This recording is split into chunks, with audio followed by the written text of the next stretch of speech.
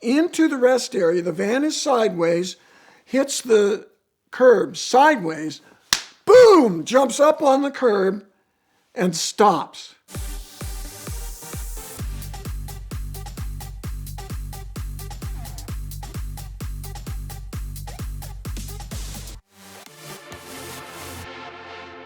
You think racetracks are dangerous?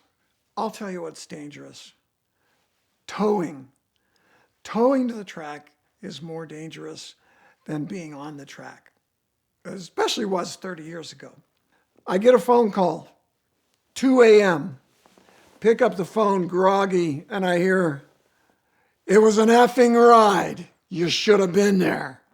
And I'm like, oh, what happened?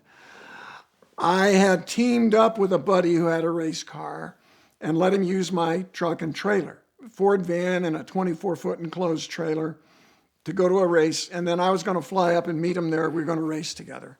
They're towing overnight to get to this race up in Virginia. I lived in Florida at the time. And I knew my van had some miles on it, and I'd heard one of the wheel bearings making a little noise, and I probably should have replaced it, but I didn't. Several of my best friends are riding along in this van, towing the trailer. It's got a Firebird in it, 90s. This is mid-90s. And they're going down the road listening to the B-52s so loud that they don't hear that wheel bearing's getting worse and worse on the right rear. It gets so bad that it cooks the axle, and the axle breaks and comes off. On a live axle, if that axle breaks, you can lose the whole thing. The brake, the wheel, everything. My buddy Guido's driving the van. He's got his wife sitting next to him. In the back is one of my buddies that cruised for me and his girlfriend. They're on the bed in the back of the van sleeping. This is an overnight drive. The whole story is a great reason for wearing seatbelts. They're riding down the road. Guido feels something go very wrong. Clunk! And he thinks, what the hey was that? And the van has a load leveling hitch to the trailer. And the whole idea of that is it doesn't let it sag too much in the middle. So he loses the wheel, and it's something really bad has gone wrong, but we're still going. Well, what do? When you hear this horrible thing breaks, you slow down, right? They're going down the interstate. 2 o'clock in the morning. Guido goes for the brake. Well, he's only got 3. The right rear is gone, and he doesn't know it. So the van immediately jackknifes. Boom! Then a jackknife is when the tow vehicle and the trailer come all the way around until the trailer hits the tow vehicle. And now you got like a V shape, and the whole thing turns right. We're going down the interstate, mind you, 65, 70 miles an hour. The whole thing turns right and goes off the road. And my buddy Pete is in the back with his girlfriend, and they're looking out the side window because they're going van first with the trailer off the side of the road, interstate highway, into a rest area. The timing was such that they went speared straight into the middle of a rest area. What's in a rest area at 2 a.m.? Trucks. Trucks are all parked in there sleeping, right? They're in their cab over. This story still gives me the shudders when I think of what could have happened. So they go in there, jackknifed, completely out of control. The van is leading sideways. The trailer is pushing it. No brakes. That's all dead.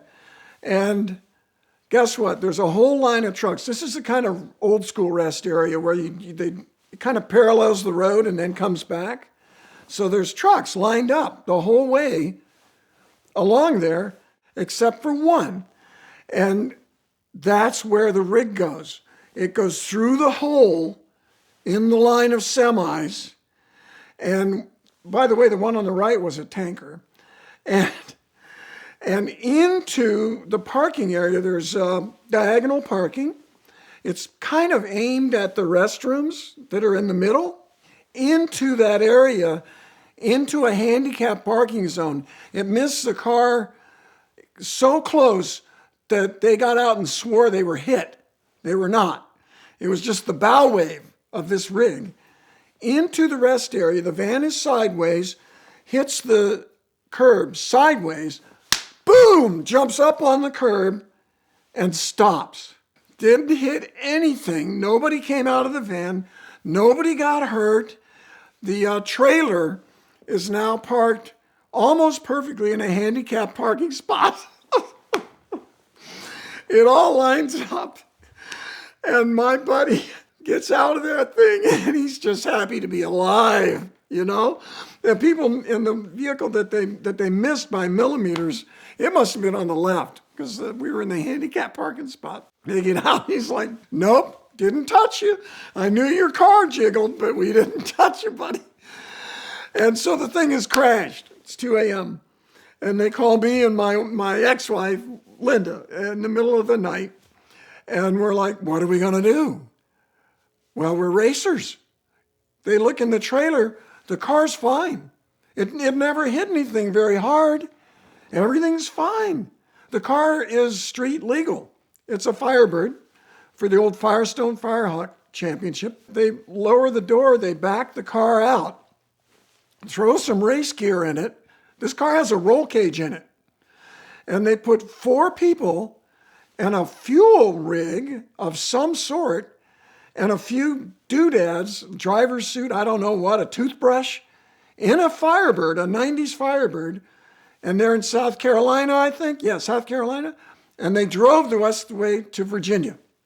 And while we're talking about driving a race car with a roll cage on the street, let me remind you, street cars are carefully designed with airbags and soft covers on everything because a roll cage, even padded, it doesn't have that.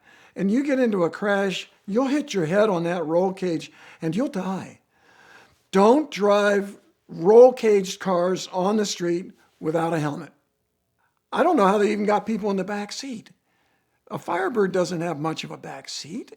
And there's a roll cage, like legal racing roll cage in this car. And they drive it to the race. I already have a flight. So I get on the plane and fly to the race. We run the race. We do pretty well. You know, we're like finished 6th or 7th. And the truck and trailer get left behind and they get towed to a salvage yard. The rest of the story, I have to figure out how am I going to pick this stuff up. The trailer's not that bad. The front of it's kinked a little bit. The truck is pretty wrecked. Hit the curb sideways, got whacked by the trailer when they jackknifed. I finally get a van together and get a hitch big enough to tow a 24-foot enclosed and everything. And I call up the body shop, whatever yard it was in South Carolina. I call them up. I say, hey, how you doing? And they got strong Southern accent. Oh, hey, how are you? I said, I'm the guy that owns that Ford van and the trailer that have been sitting in your yard for a month and a half. He goes, I'll let you talk to my dad. And I went, talk to you? I'm just letting you know I'm coming up tomorrow. Dad gets on there. Oh, hey, how you doing? I said, oh, I'm Randy Pobst. I'm coming up to get my trailer tomorrow. He goes, Hugo got it. I said, what? Hugo got it.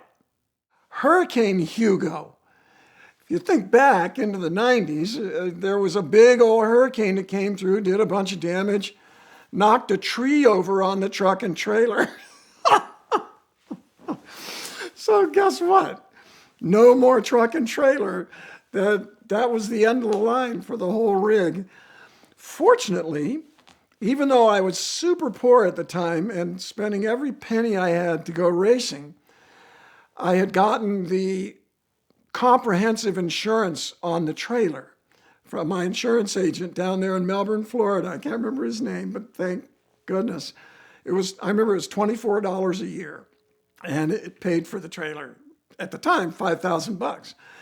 It's funny, they're still $5,000, but I don't think they're as good as they were back then. But everybody survived. But if you want real risk, towing stories. We'd like to thank Patrick Adair Designs for their support of the VINwiki channel this month. Patrick and his team create some of the most amazing rings you've ever seen out of the most interesting materials on Earth, and I guess from space at times, because they do also use meteorites and superconductors and all this crazy stuff, interesting metals, even at times parts from broken exotic cars. This one was made out of some carbon fiber and some aluminum from the barrel of a broken LP640 wheel off a car I used to own. This year we're going to do some more exotic car part collaborations with different ring ideas, so be sure to stay tuned for that. You've also seen Patrick sitting right here in this chair telling some of his best car stories, and he'll be back to tell some more. Patrick has also documented his journey of entrepreneurism and some of their ring projects on his own YouTube channel, as well as some of his amazing car projects. So check them out and visit them at the link in the description below. Use the code VINwiki20 for a 20% discount, and thank them for their support of VINwiki.